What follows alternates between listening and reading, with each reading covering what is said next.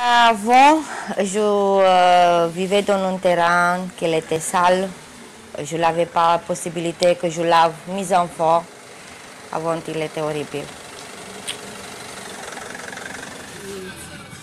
Aujourd'hui, nous allons sur le terrain récupérer ou risquer de trouver des familles.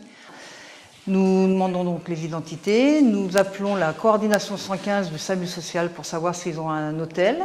S'ils n'ont pas d'hôtel, s'ils n'ont pas d'hébergement ou quoi que ce soit, et s'ils sont d'accord, nous les emmenons donc au Lima 14 pour pouvoir avoir une nuitée et à manger, et petit déjeuner. Et le lendemain matin, ils sont suivis par une assistante sociale. La ville de Paris a commencé à travailler sur les sujets des familles à la rue depuis un certain nombre d'années. Ce qui a été important pour nous, c'est de pouvoir proposer une palette variée de solutions qui permettent de répondre aux problématiques de la personne en fonction de là où elle en est dans son processus d'insertion.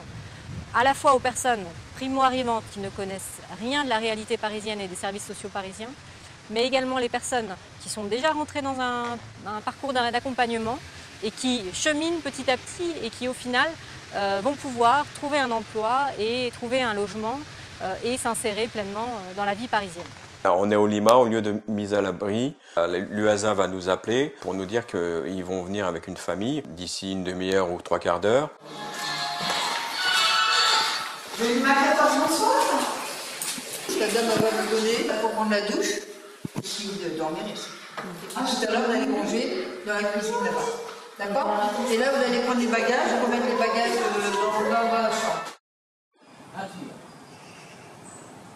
Ils vont être toute une journée entière au chaud et ils auront des interprètes aussi.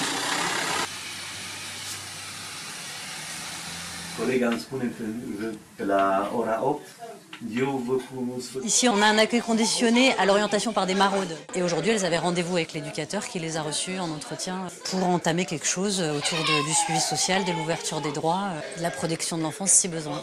À l'association Trajectoire, donc, notre intervention, c'est surtout pour les familles qui refusent l'accompagnement social. L'idée, c'est qu'on explique clairement aux familles que l'intérêt supérieur de l'enfant, c'est de pouvoir être scolarisé, que ce soit en France ou en Roumanie. Alors ici, là, on se trouve dans la partie plus réservée à l'OSE, donc c'est une salle d'activité qui est mise à disposition du coup pour les enfants et les parents. Le deuxième sujet qu'elles évoquent généralement, c'est le sujet de l'insertion professionnelle. On a des publics aussi roumains dans mon équipe, sauf que j'essaie maximum possible que je parle en français. Alors ça, c'est vraiment la petite particularité de Coup de main et de notre chantier d'insertion. On a mis en place, donc depuis le démarrage du chantier en 2014, une formation linguistique, même si on a la chance d'avoir des encadrants techniques roumanophones qui du coup peuvent aiguiller nos salariés par rapport à ça. Maintenant, je viens en salle de bain, je viens en cuisine, où je peux préparer des manger maintenant. Elles nous sont orientées et on les accueille dans ces logements, histoire de leur redonner un souffle, pour pouvoir intégrer après un logement définitif. Il est plus propre. Mes enfants maintenant, ils sont plus sales. Ma fille est asthmatique depuis qu'on est déménagé. Il est moins malade. Il fait moins de crises. Ils sont plus santé, ça c'est sûr. Ils sont plus efficaces ici.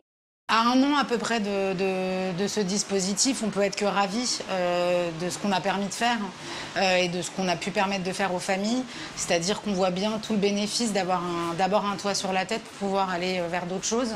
Et l'idée, ça va être de l'ouvrir au plus grand nombre le plus rapidement possible.